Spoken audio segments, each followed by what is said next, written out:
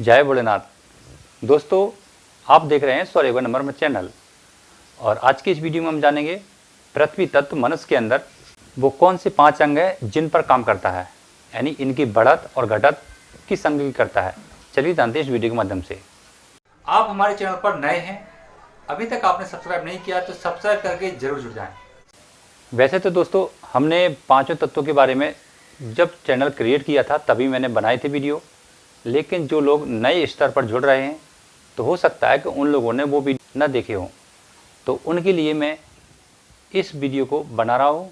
और आपको भी जानने को काफ़ी कुछ मिलेगा कि इंसान के अंदर पृथ्वी तत्व वो कौन से 5 अंगों को उत्पन्न करता है जिससे मनुष्य की बॉडी में वो काम करते हैं। चलिए जानते हैं कि जैसे पहले हम जानते हैं कि जो पृथ्वी तत्व रहता कहाँ है। पृथ्वी तत्व मनुष्य के घुटनों में रहता है।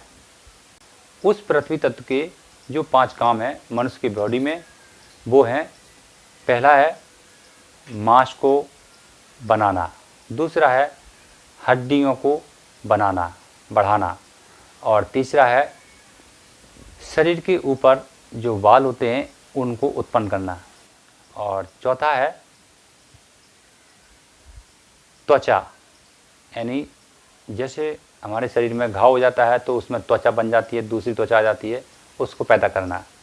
और 5वां है हमारे शरीर के अंदर जितने भी नाड़ियों का प्रमाण है, जैसे कहा जाता है कि 72,000 नाड़ियाँ, उन सभी नाड़ियों को चलायमान करना, यानी वो सारी नाड़ियाँ हमारे पृथ्वी तत्व की देन से ही काम करती रहती हैं। तो यह सब काम जो क्रिया है 5 अंग पर, यानी हड्डी, मांस, चमड़ी, रोम, नाड़ी, ये 5 जो है हमारे शरीर के अंदर, जो बॉडी के अंदर, इन पर ही पृथ्वी तत्व काम करता है। अब इनसे हमें जानकारी क्या मिलती है कि हमारे इन 5 अंगों में, यानी इनमें कोई भी कमी अगर आ रही है तो समझ जाना है हमको कि कहीं ना कहीं मेरा पृथ्वी तत्व वीक हो रहा है। अगर इनमें से कई ज़्यादा बढ़त आ रही है, लेवल नहीं है, यानी बैलेंस, तो फिर ये समझ जाना कि आपका पृथ्वी तत्व आपके ऊपर अधिक भारी हो रहा है। देखिए दोस्तों, सेंटेंस यानी बैलेंस होता है, एक मापदंड होता है कि यहाँ से ये बीच का मध्य भाग है। अगर मध्य भाग से जैसे पृथ्वी तत्व ऊपर चला जाता है तो आपके शरीर में इन 5 अंगों में वो बढ़त कर देगा, अधिक बढ़त कर देगा, जिससे आपके शरीर को प्रॉब्लम होगी। अगर वो यहाँ से नीचे चला जाता है तो उन 5 अंगों में आपकी जो कमी कर देगा, जिससे भी आपको शरीर में प्रॉब्लम आती है। तो हमें उसे बैलेंस बनाए रखना है मध्य में। तो इस चीज़ को समझना चाहिए। तो इसी प्रकार से 5 तत्व अपने अपने काम करते हैं। अगले तत्वों के बारे में मैं और वीडियो बनाऊंगा और उनके गुणों के बारे में मैं बताऊंगा। इस मापदंड से हमें ये समझना चाहिए कि हमारे किसी भी अंग में, पूरे शरीर में, अगर इन 5 वस्तुओं में कोई भी प्रॉब्लम या बढ़त या घटत महसूस होती है तो समझ जाओ कि हमारे पृथ्वी तत्व को बैलेंस करने की ज़रूरत है। ये इसकी मुख्य पहचान होती है। अब हम जानते हैं कि पृथ्वी तत्व बिगड़ता कैसे है। पृथ्वी तत्व होता है धर्म के अधीन।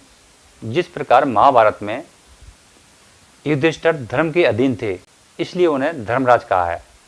तो जो पृथ्वी तत्व है धर्म के अधीन होता है। अगर आप देखकर भी अनदेखा करते हो या फिर आप जिसे सही मानते हो फिर भी उसे गलत मानने की कोशिश कर रहे हो, तो ऐसे क्रिया करने पर पृथ्वी तत्व हमारा खराब होता है। दूसरी प्रकार से कि हमारी बॉडी ईश्वर ने क्रियाएं करने के लिए बनाई है, यानी कुछ भी करने के लिए बनाई है। कुछ करते रहो, इसे चलायमान करते रहो। अगर इसे ज़्यादा आराम करने की स्थिति में ला दोगे तो फिर ये खराब हो जाता है, क्योंकि उस समय हमारी नाड़ियों की जो गति होती है वो धीमी हो जाती है। तो धीमी होती है तो उनका आकार बढ़ने लगता है, इसलिए वो पृथ्वी तत्व भारी हो जाता है, यानी हमारी शरीर में वजन बढ़ जाता है। तो इस प्रकार से हमें इनको बैलेंस करना है, तो इन बातों का ध्यान रखना पड़ता है।